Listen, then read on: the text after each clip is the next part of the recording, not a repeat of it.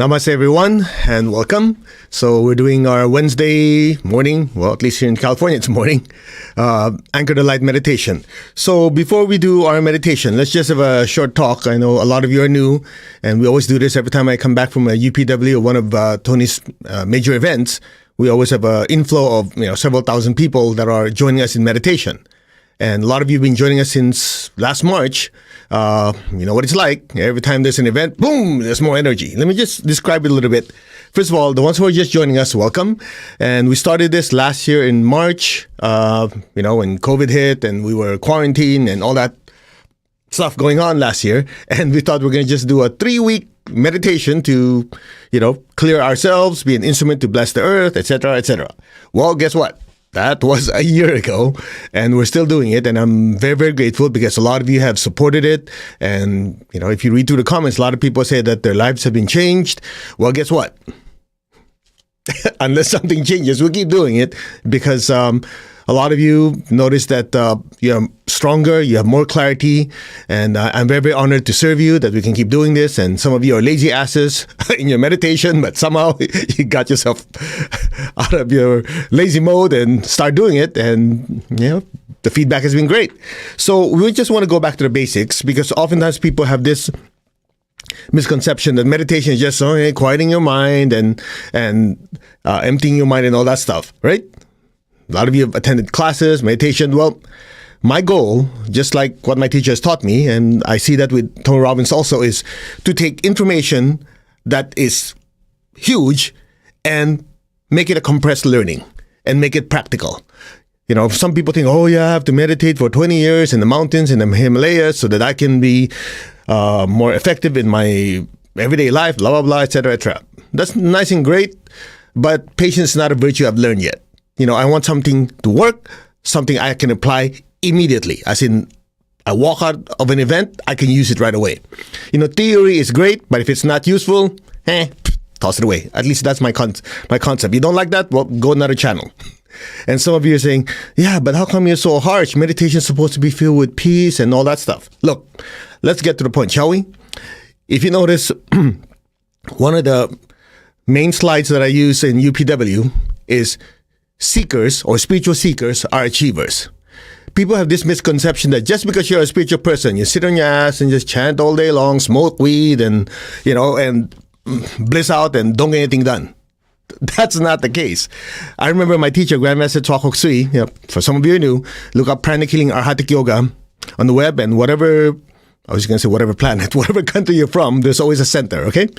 Anyway, he said, true spiritual people are not anemic. Now, he doesn't mean low red blood cells.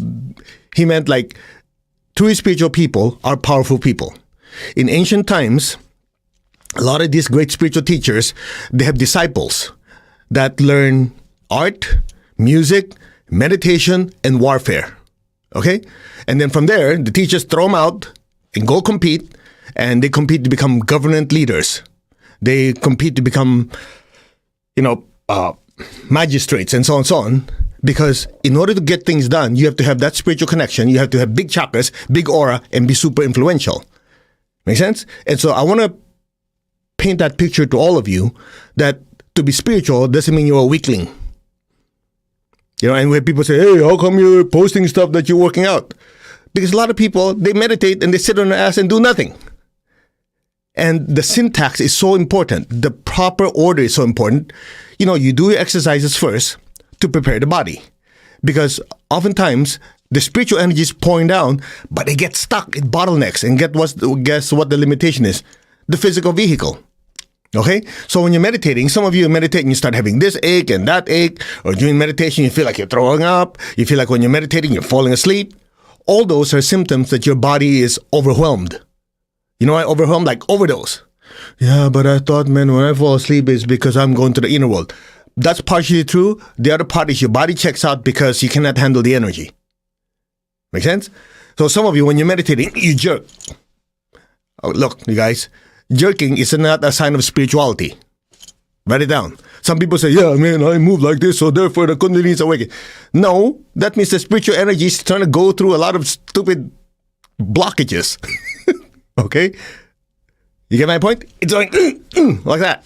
So many years ago, I remember I was with my teacher in a meditation class, and it's one of those higher form meditation where there's massive amount of spiritual energy. Okay, so everybody's very, very still, and I keep hearing this doom, doom, like a stomping. I go, what the heck?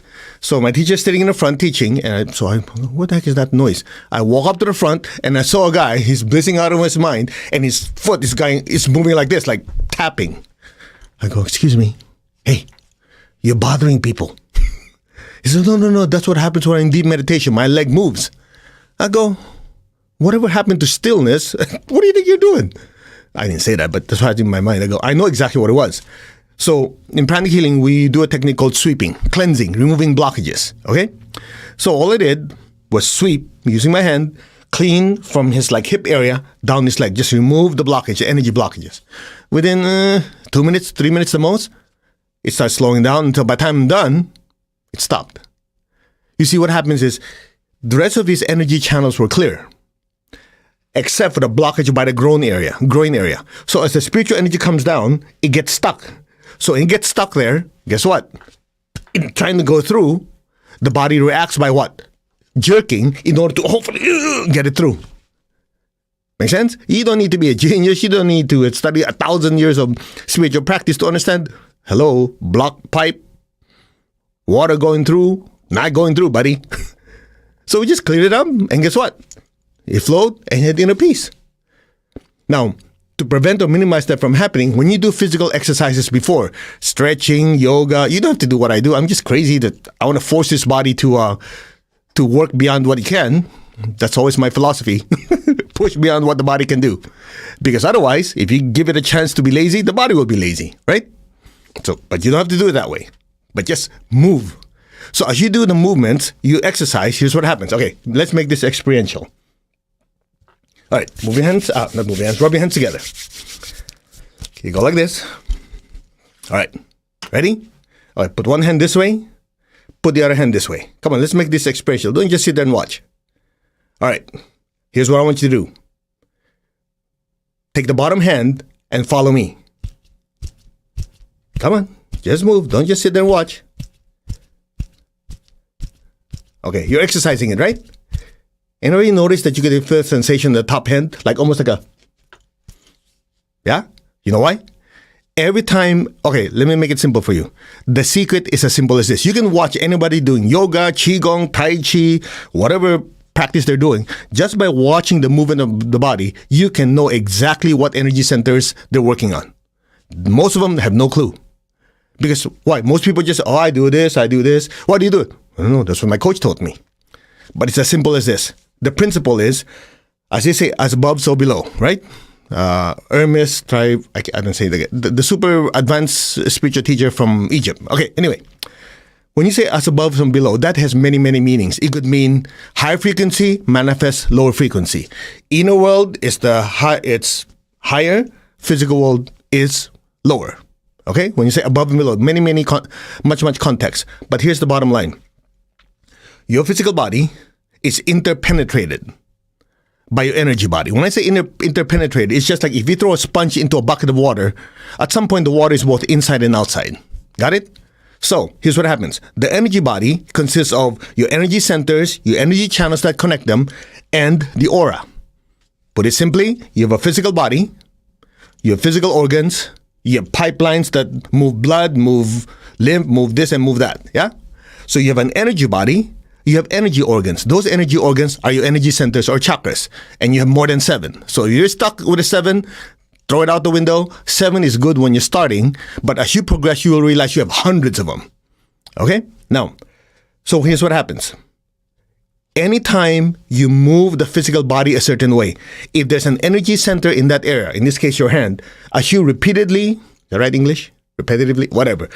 When you repeatedly compress and expand, that chakra starts spinning faster, blockages starts coming off, and fresh energy starts going in.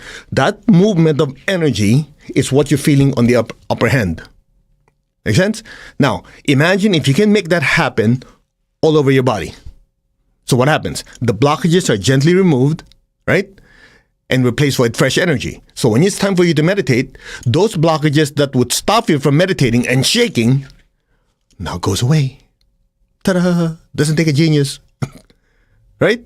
That's why you notice, it happened to me before, lazy ass. The more I meditate, the more useless I was. Anybody been there? Oh, yeah, man. Mm-hmm. What? Get up and work? What's that? I just want to float in the energy world. Strum my guitar or harp with the angels. Yeah, right. And you go broke. Sounds familiar? So the physical movement ahead of time is to prepare the body, the channels to open, the blockages remove, so the massive spiritual inflow of energy can get through. Now, after meditation, you have to do what most people don't want to do, which is get up and do exercise. So most people after meditation, they just want to chill, right? And the more you do it, the more you don't want to do anything. Sounds familiar? But what you don't realize is this, especially when you do meditation twin hearts, listen and listen carefully. In the pranic healing and arhatic yoga classes, we try to feel energy. Remember, you guys in UPW, you did this? You can scan and feel someone's aura. When you do the meditation twin hearts and you just gently move back, let's say you have somebody sit down and do meditation, assuming they could feel energy, they could feel their energy field, from whatever distance, let's say 6 inches to a foot from the body. Over a period of maybe 20 minutes, the aura expands at least 20, 30 feet. Is that 10 meters, give or take? Radius. In other words, if your body is like this, the aura expands many, many times more. And you go, really? I don't feel anything. I just feel like nice and cool. Here's the thing. Most people equate feeling, oh, that's energy. That's more physical energy. Spiritual energy is so subtle, you just feel like almost like a humming vibration. And it just expands. And it's filled with peace and stillness. Make sense? So after meditation, your aura is filled with so much energy, spiritual energy. That's why you don't feel like doing anything. Yeah, man, just chill. You have to resist that because here's what happens. If you don't release the excess energy, which we always do, bless your family, bless your loved ones, bless the earth, and then do physical exercises, that energy that you generated just sits on you. Then you meditate again, more sits on you, more sits on you. And at some point, guess what? You really don't want to do anything. Sounds familiar? I've been there. But if you get up after releasing excess energy, keyword is excess, and you do physical exercise, guess what you get? Number one, whatever your body cannot absorb, it's squirted out. Because remember? Okay, number two, whatever your body can absorb, it's now absorbed, assimilated, and stuffed into your cells. So guess what do you have? Number one, you have more energy. Number two, you become more dynamic. You're actually metabolizing that spiritual energy to power up your day. So you have inner peace, you have stillness, at the same time, strong physical body. What else do you want? That's why we said seekers are achievers. Now, I've known people, I've read some posts, people say, yeah, you're doing all these exercises, blah, blah, blah. You know what I say to people who don't agree? Namaste, go away. I don't really care what you think. The minute you start caring about what everybody thinks, guess what? You're a puppet to everyone. You think about it. I'm doing my spiritual practice. I'm doing my meditation. I have inner peace. I have more energy so I can be of service to other people. People don't like it? That's their problem. Isn't it? So that is the theme of our channel. We do our meditation, we do our spiritual practice, and a lot of you who are joining us, oftentimes when there's a calamity, an area like, for example, Texas was struck with, freezing rain and snow and everything else, and they need help. So we have an urgent meditation to bless it, and we encourage people to give money to charities that help it. It's active spirituality. Not just sit there, okay, I'll pray for you. You ever had people like that? You're in trouble, they go, I'll pray for you. That's it. They won't lift a finger. They won't give you money. They won't do anything. I pray for you. Talk is cheap, buddy. Praying is good. It brings down a lot of spiritual energy. Ask for blessings of angelic beings, higher teachers, and use your physical vehicle to do something. If you need to do healing, you do healing. If you need to give money to charity, you need to actually extend a helping hand, do it. Make sense? So I just want to give you a context of what spiritual practice is. Spiritual practice is not just sitting and chanting in a monastery for 10,000 years. Maybe you did that in previous lifetime. That's great and wonderful. But you have internet, you have things to do, you have work. That spiritual aspect of your life has to, look at my hand, permeate every part of your life. And it starts with what? Your physical body. So that is the syntax. Let's go through it again. 1, physical exercises. I assume you've done it already. I've done mine. Number 2, intense meditation. When I say intense meditation, it's not like loud music. Oh, intense meditation means, I know this sounds like contradictory in terms. Intense meditation involves deeper stillness. Do you hear what I just said? Most people think, oh, meditation was so strong, I was rocking all over the place. We already talked about that. That's not the case. Intense spiritual practice is when the energy is so strong, it is so still, you almost forget to breathe. You ever been there? Now, after that, we release excess energy, and then we get up. After we sign off, you get up and do whatever exercise you want to do. Now, let me just add one more thing, and we'll do the meditation. During UPW, I was not able to address this because of time, and the audience is pretty wide, and some people might not care and might not want to hear. So some of you, when you're doing your meditation, this is what happens. Right? You start doing this. Oh, man. And then you start doing this. Right? And sometimes you go, oh, man. All right, let me explain. It's as simple as this. When your body's kind of gently, here's the key, gently and rhythmically moving, that's because your crown center, as the spiritual energy comes in, starts spinning very quickly, clockwise and counterclockwise, very, very quickly. So all that divine energy coming down, if you really let go, your body almost goes to a gentle gyration. Sometimes this way, sometimes that way. Don't worry about it. That's just what? You letting go. As long as it's not jerky, it's very rhythmic, it's fine.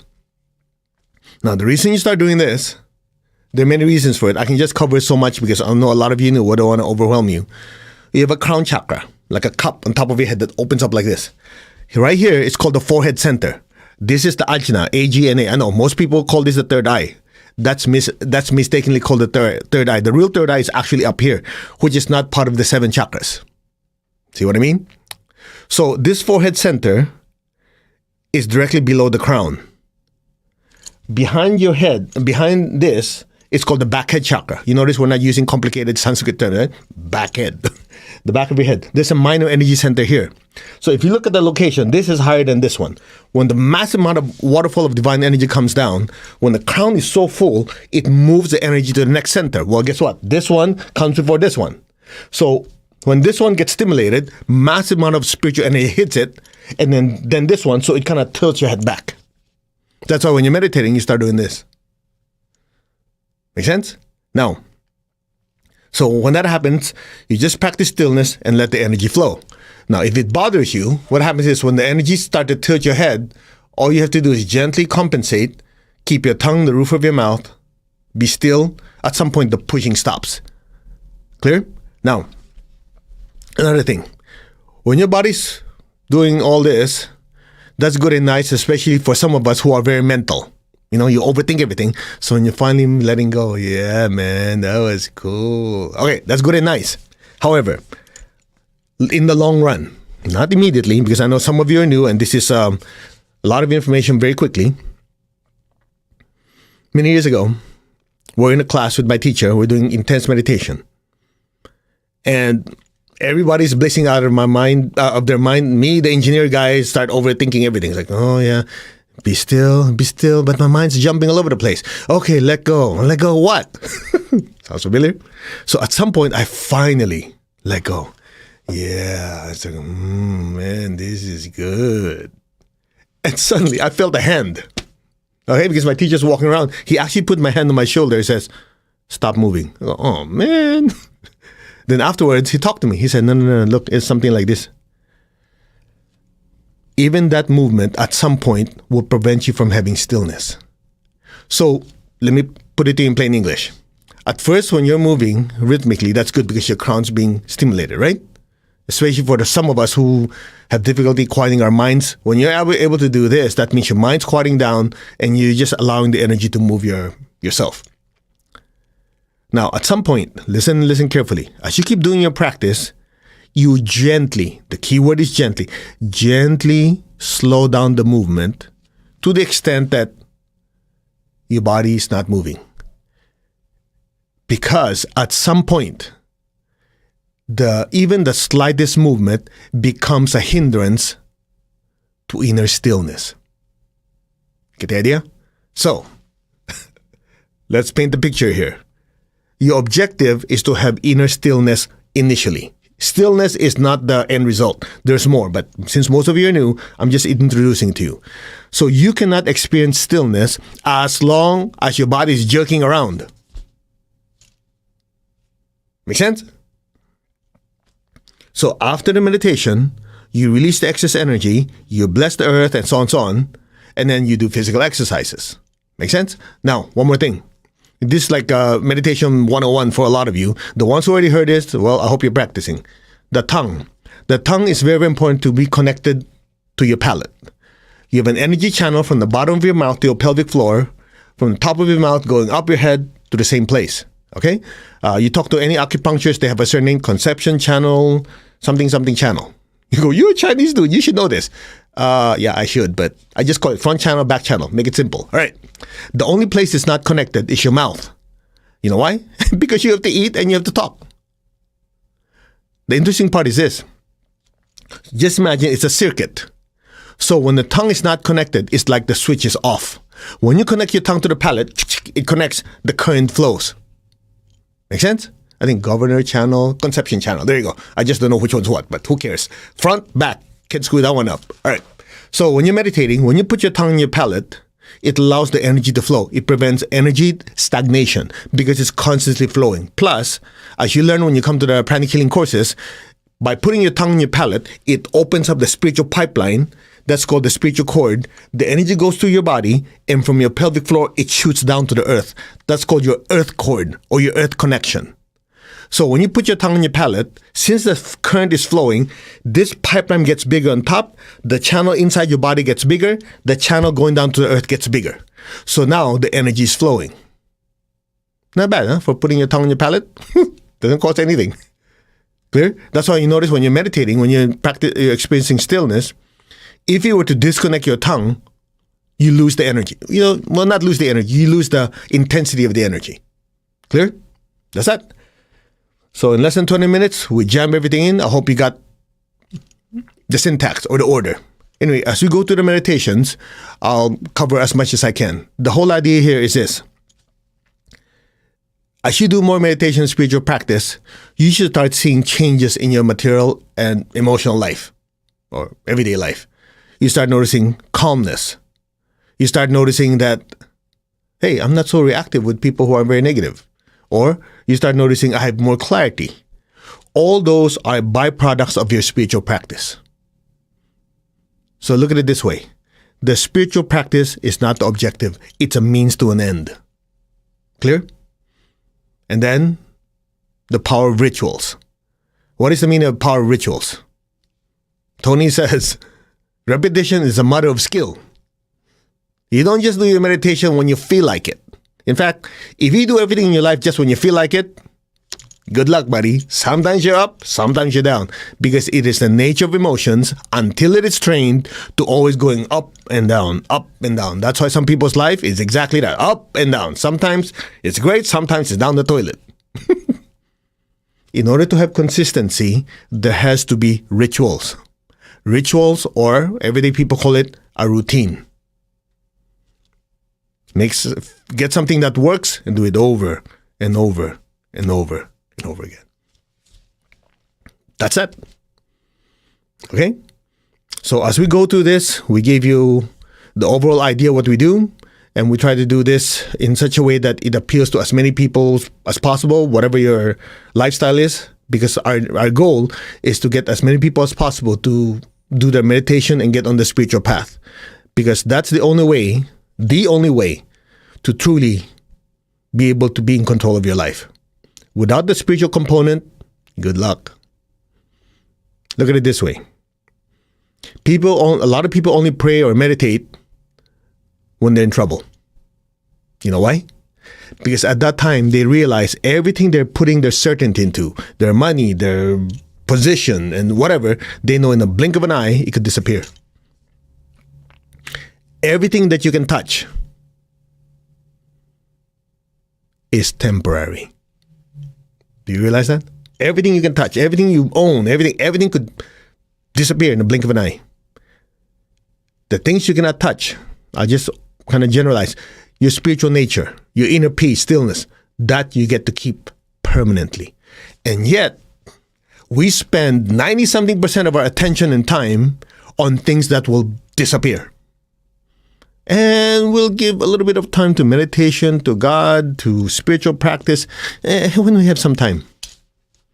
No wonder people's lives are big chaos. They're putting their attention that will disappear. Now, in your case, since you understand this, you go, okay, I'm going to do my meditation and spiritual practice, really set aside time and effort for it, and then simultaneously, it will empower me to be more effective in my material life. Wouldn't that be better?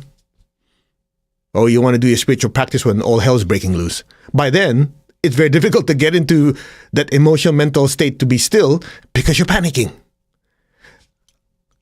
When you do your spiritual practice, when things don't go your way, you stay in control.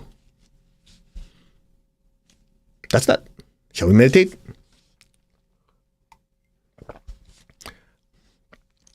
Let's ask for blessing.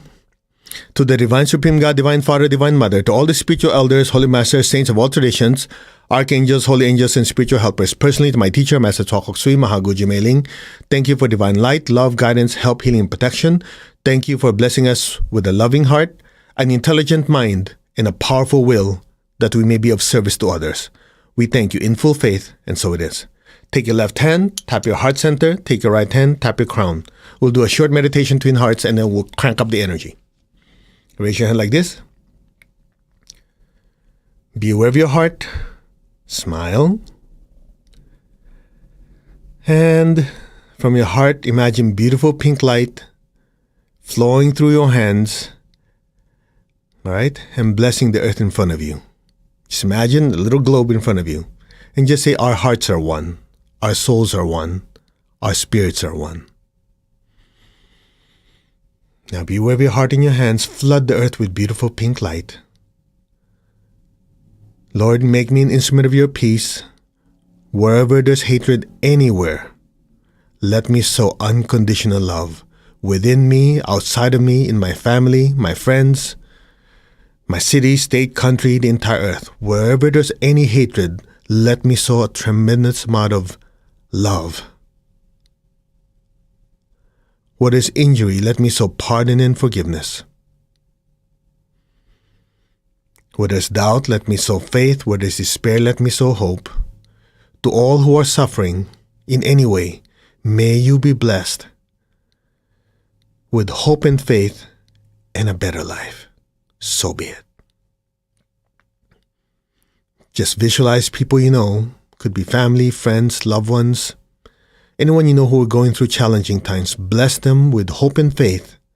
Visualize their lives improving. Empower them. Bless them with hope and with faith and a better tomorrow.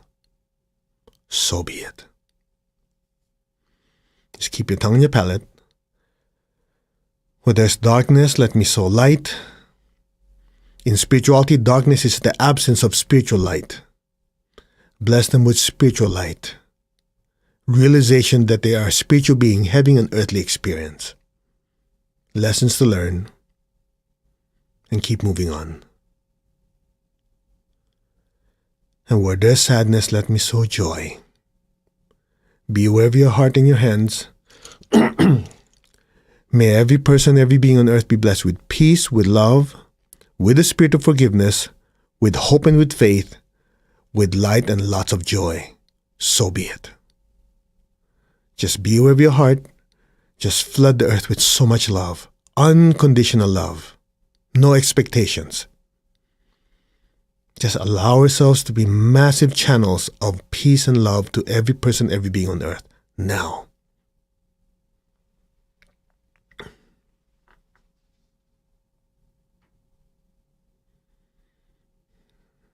Now be aware of your heart. Take a deep breath. Be aware of your crown. Exhale. Again, be aware of your heart. Take a deep breath. Be aware of your crown. Exhale. One more. Be aware of your heart. Inhale. Inhale that love. Gently be aware of your crown. Exhale. And stay there. Some of you feel a tingling, a slight pressure, or a stretching in your crown. That's good. Just be still. Now be aware of your crown is filled with so much golden light. Let that golden light from your crown flow down through your hands and bless your family, your friends, your relatives. Flood the city you live in, the state, the country. Let the golden light just spread throughout the entire earth. From the heart of God, through my soul, through my entire being, may every person, every being on earth be blessed with love and kindness. Let all be blessed with great joy and happiness, with understanding, harmony, and divine peace. May all be blessed, without exception. So be it. Be still. Can you feel the blessings, the energy flowing through? Someone feel a slight tingling, slight pressure, a blissful sensation. Just let it flow through you. May all be blessed without exception. Now, gently be aware of your heart and your crown at the same time. Take a deep breath. Exhale, pour golden light to the entire earth. Again, be aware of your heart and crown. Take a deep breath. Exhale, flood the earth with golden light. One more time, be aware of your heart and crown. Take a deep breath. Exhale, flood the earth with golden light. From the center of the heart of God, through my soul, through my entire being, may every person, every being in the higher worlds, middle worlds, even the lower worlds, let all sentient beings in every dimension, every direction, above and below, be blessed with God's unconditional love and kindness. Let all be blessed with inner peace and inner healing. Let all be blessed with understanding, with harmony, goodwill, and the willingness to do good. So be it. Blessings be to all. Let all be blessed without exception. So be it. Now, with your eyes still closed, tongue still on the roof of your mouth, just lower your hands on your lap, palms up. Be still. And just a few inches above your crown, above your head, just imagine a beautiful golden star, like a miniature sun floating above your head.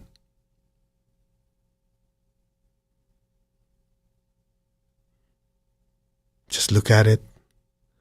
Now from your heart, send a stream of love from your heart up to your throat, up to the center of your head. Be still. Up to your crown, past your crown and into that golden light. Stay there. And listen. The real you is not the body, not the emotion, not the thoughts. You are the spiritual self, a being of pure energy and spiritual light. That is your true nature. Silently just say, I am that. I am that. The soul, the spiritual self. Be still. And listen.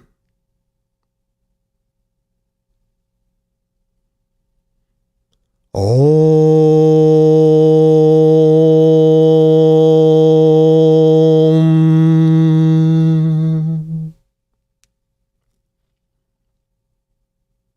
Be still.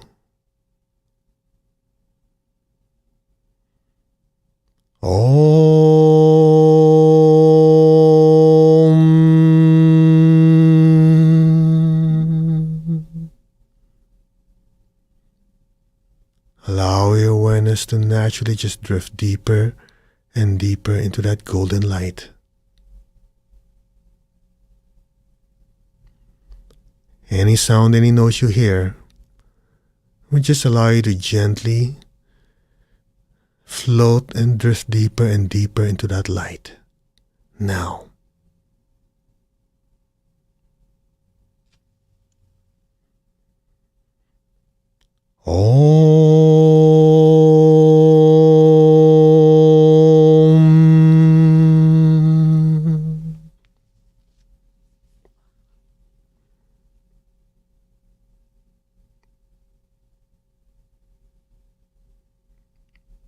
Be still. Be aware of that inner stillness and that inner peace. And just simply let go and let things be. Now.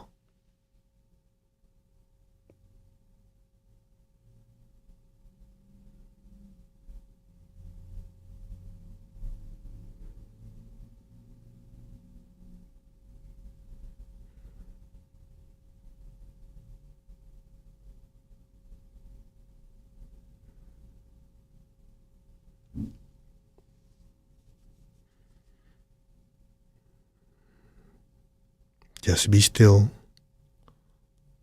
We'll take you another level. We just call this secret sauce. Just be receptive.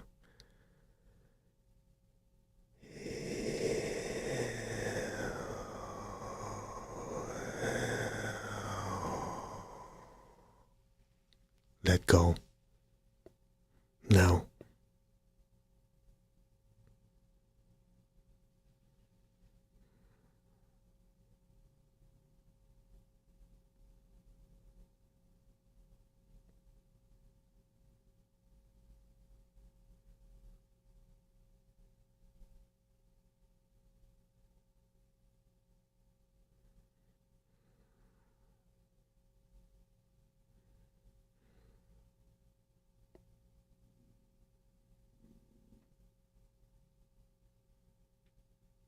You, the soul, the spiritual self, are immersed in an ocean of brilliant, brilliant light. You, the soul, the spiritual self, every particle of you are swimming in an ocean of divine love. Let go. Now.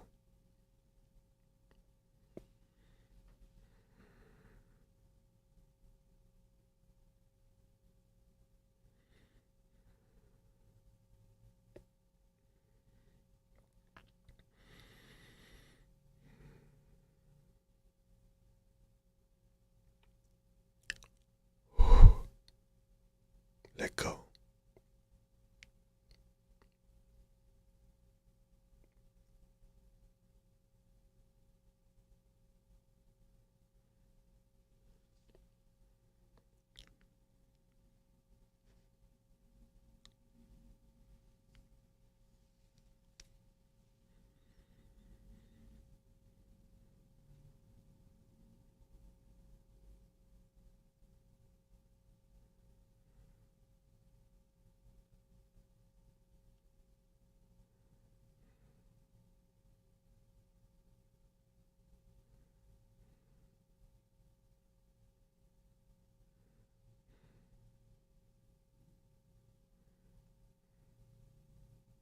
You can go deeper.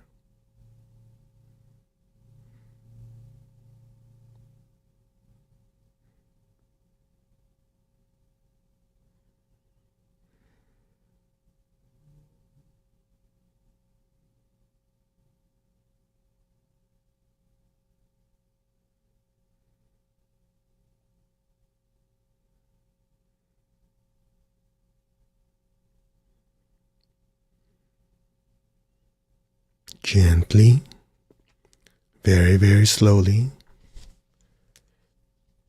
Very gently and slowly, just move your fingers, just wiggle your fingers and toes. Gently and slowly come back. Okay. Raise your hands in blessing. We're going to release excess energy. Remember, we talk about you have so much spiritual energy, right? We want to share it with the people we love. So visualize all the people you love, just line them up in front of you. Flood all of them with golden light and verbally repeat after me. May all of you be blessed with good health, with much happiness, abundance and prosperity, and with spirituality. So be it. So be it. Blessings be to all. May all be blessed. Now project your energy down to the feet, not to the feet, to the earth. Be aware of your feet, your hands, the base of your spine. So your hands, feet, base of your spine. Just imagine golden light pouring down to the earth. Verbally repeat after me. Let our beloved Mother Earth be blessed with divine light, divine love, and divine power. Let our beloved Mother Earth be healed, regenerated, and revitalized. Blessings be to Mother Earth. So be it. So be it. And so it is. Let's give thanks to the Divine Supreme God, Divine Father, Mother. Thank you to all the spiritual elders, holy masters, saints, archangels, holy angels, and spiritual helpers. Personally, to my teacher, Master Tuakok Sui Mahagu Jumailing, thank you in full faith. And so it is. All right, how was your meditation? It was short. It was like, not bad. About 15 minutes. Did the secret sauce help? That's the difference between just meditating and being facilitated by someone who has access to secret sauce. It's not mine, it's just flowing through. Now, just a few things before we end.